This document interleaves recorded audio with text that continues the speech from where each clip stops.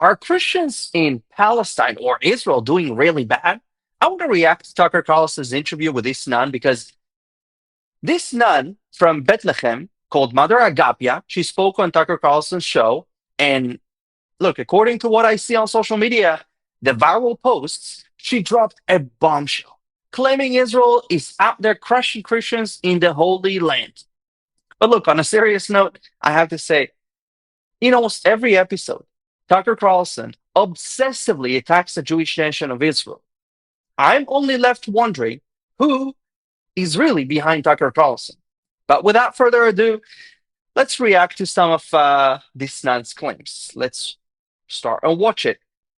Basically, the Christians are in the same situation as the Muslims being a Palestinian. So the problem is, so there's two different things. If you live in Israel, you're a citizen.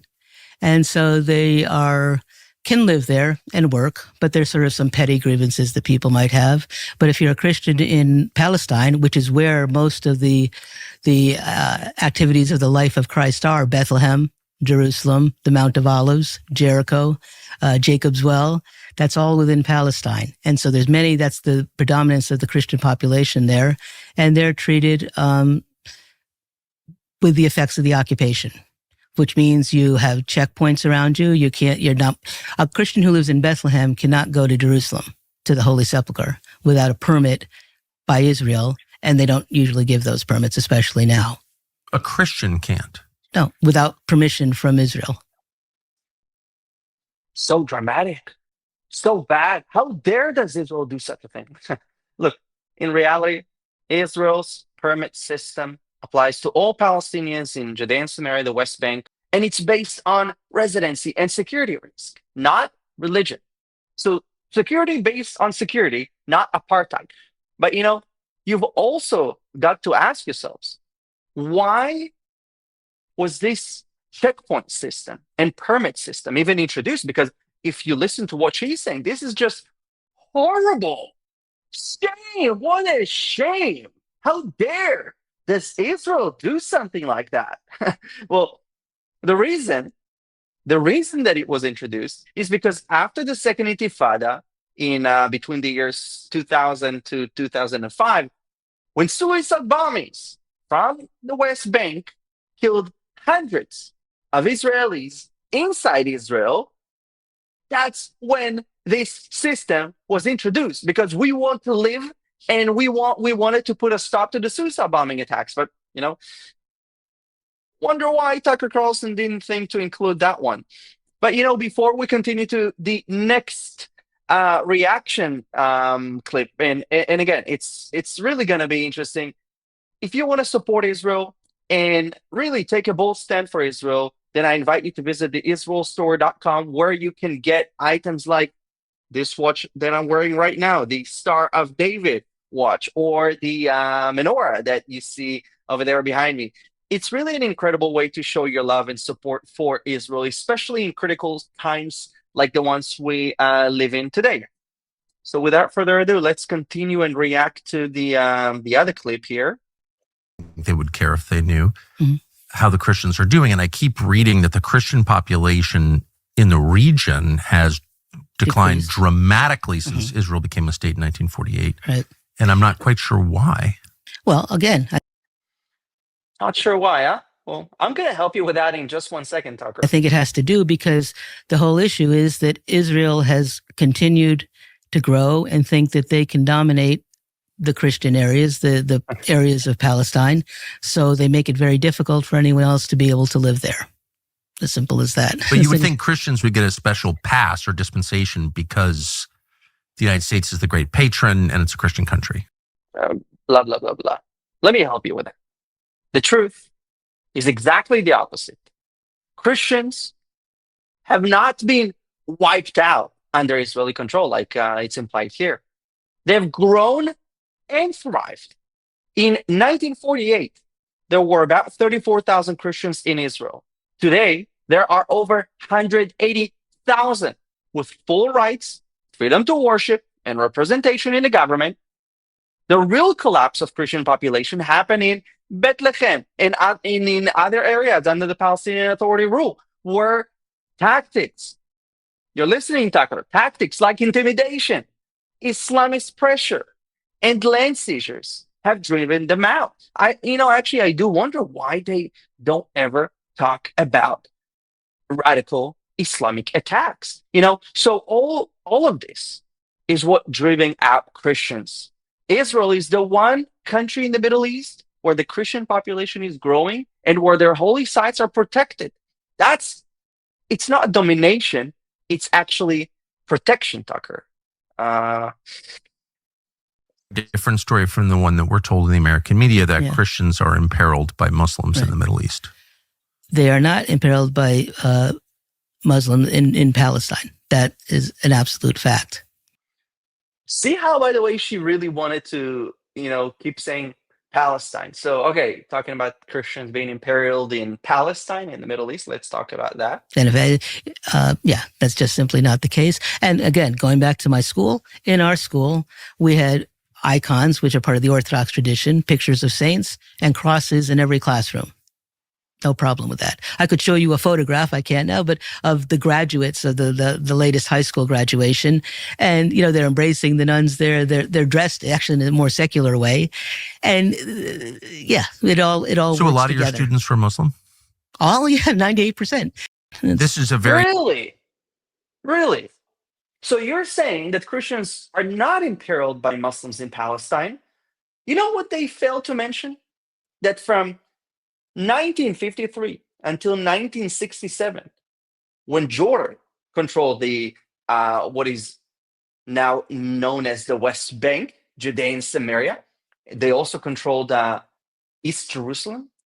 Jordan undertook to Islamize the Christian quarter in the old city of Jerusalem by laws forbidding Christians to buy land and houses. It also ordered the compulsory closure of schools on Muslim holidays and authorized mosques to be built near churches. I wonder why Tucker doesn't feel the need to mention that.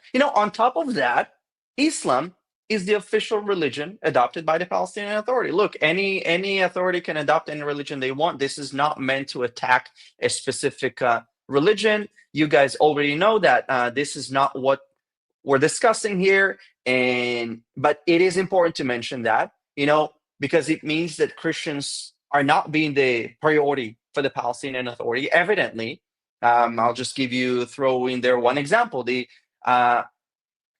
Komtsia family. Hope I'm pronouncing it right, but it's a Christian family in Bethlehem.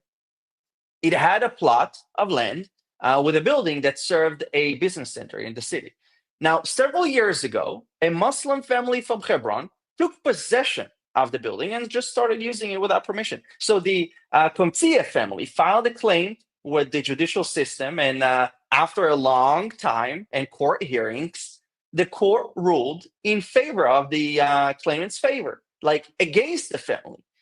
If that's not enough, in August 1997, the Palestinian policeman in Beit Sahur opened fire on a crowd of Christian Arabs, wounding 6.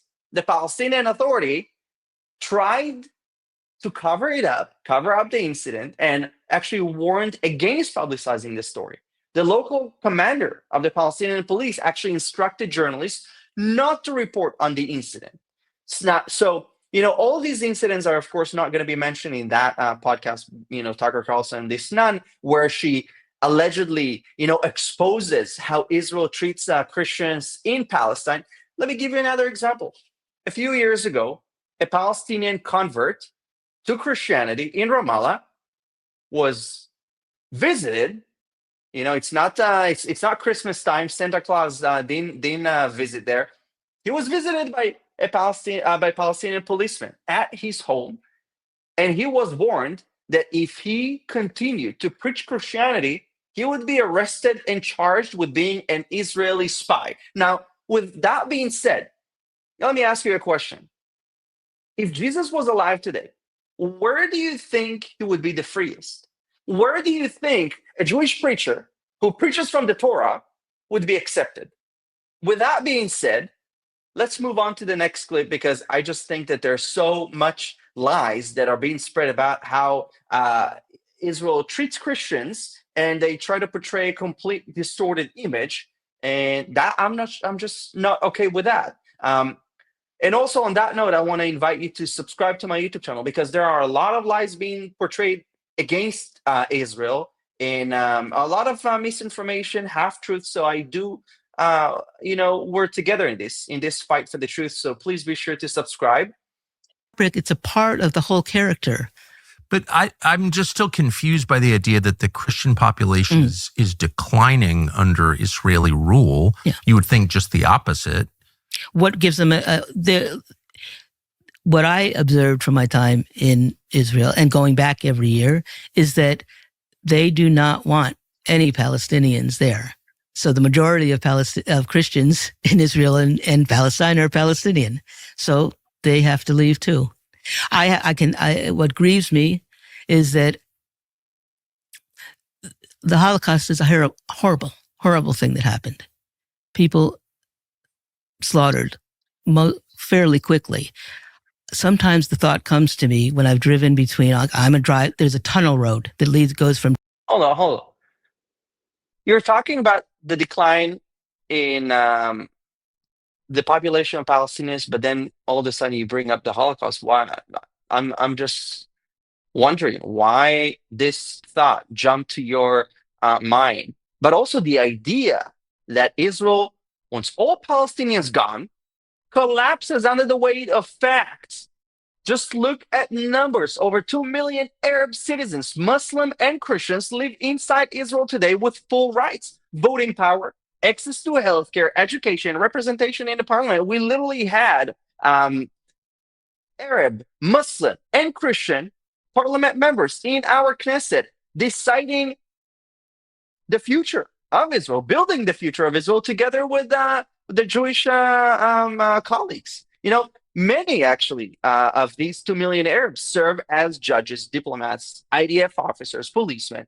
The population hasn't been erased, it's grown. Now, on the contrary, where we have seen Palestinians live is in areas run by the Palestinian Authority and Hamas, driven by economic collapse, corruption, and persecution, not Israeli policy.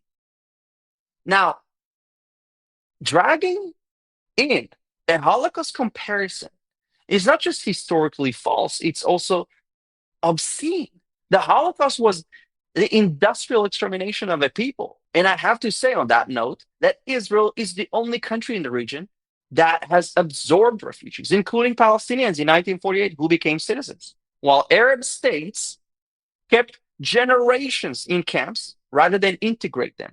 To equate that with genocide is an insult to history and to the truth. But what they also fail to mention, and I just have examples here to show you, is, for example, the walls that were built around the largest Palestinian village in Lebanon called Ain al-Khilwe. You see these walls, quite literally building walls. So they don't talk about this apartheid wall. You know what they also don't talk about? They don't talk about how Kuwait quite literally expelled over 300 Palestinians from their country that lost their jobs, homes, and everything just overnight.